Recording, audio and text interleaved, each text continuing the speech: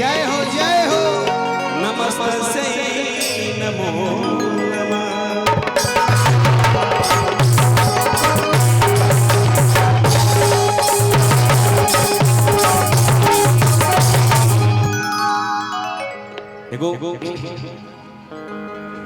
माई बहन जाके मंदिर में पूजा करत रही, कहत रही, कैसे कहत रही? एक बार जितने लोग हैं थोड़ा सा दोनों हाथ उठाइए, पूरा पूरा पूरा दोनों हाथ। जिसका हाथ नीचे वो पंडाल के पीछे कि गंगा जी नहाई बोए मैया कि जाला वाले। क्या है ना, हम लोग बहुत ताली बजाएं, लेकिन आज लोग जागरण में ताली इसलिए बजाते हैं ना कि वो ढोलक बजा के, कीबोर्ड बजा के माता रानी को हाजिरी लगा रहे हैं, हम गा के कर रहे हैं, आप लोग ताली बजा कर गए ना। दोनों हाथ उठाइए पूरा पूरा। अब ताली एकदम चट चट लगे, खपड़ा फूटता है एकदम। दोनों हाथ उठा के पूरा पूरा, इधर से भी। अब कहेंगे तब एकदम सीख के आए हैं, बिना कहले उठाइए दोनों हाथ ताली के साथ कि गंगा जी नहाई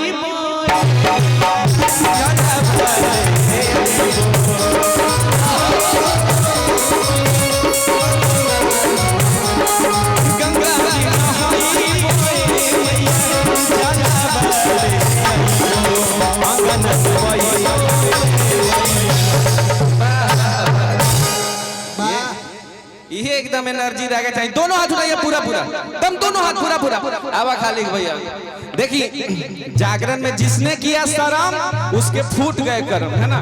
किसी को शर्म नहीं करना है। अरे बाप रे, इधर जितने हमारे गार्जियन है दोनों हाथ उठाइए पूरा पूरा हाथ। क्या बात, तालियां एकदम रुकनी नहीं चाहिए। अब मौगा वाला का यार दादा का दुनी लइका भइल बाकी ना झूठ बोलत है। एक बार दोनों हाथ उठाइए। एक बार मैं चाहता हूँ खाली भैया थोड़ा डांस करे, है ना कि अंगना निपाई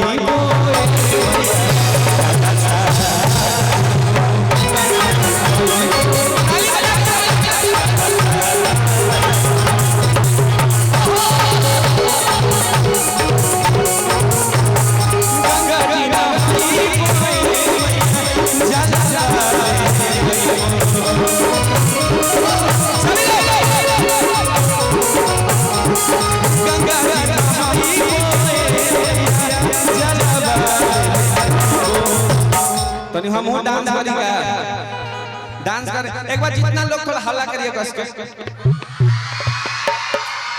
बाप रे, शेरनी के गरज है। आप लोगों के लिए एक बात मैं बोलूं कि नीम की लकड़ी कोई चंदन से कम नहीं, और यह गांव कोई लंदन से कम नहीं है, है ना। दोनों लोग के सभी लोग कि अंगना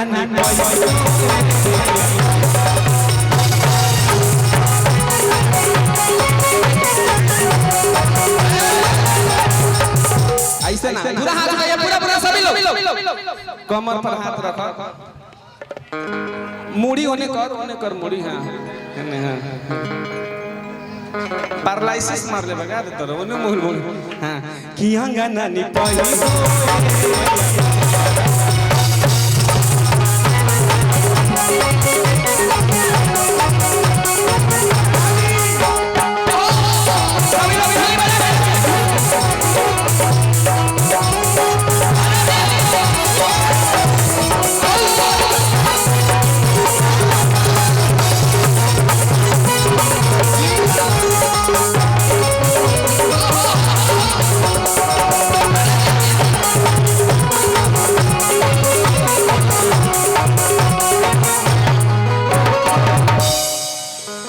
क्या बात है।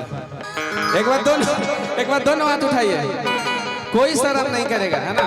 और ताली के साथ कहना है कि अंगना निपाई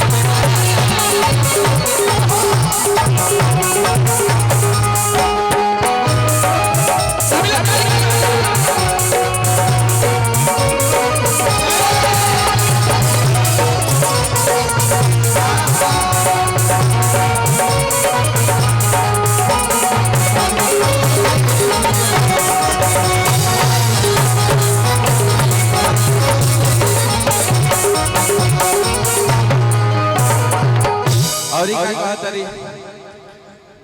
बोल साचे दरबार की जय। बाप रे बाप। लेकिन सच्ची मैं बता रहा हूँ एक बात, ये बहुत कम टाइम बाद इतना एनर्जी देखने के लिए मिल रहा है। सच्चे मन से आप लोग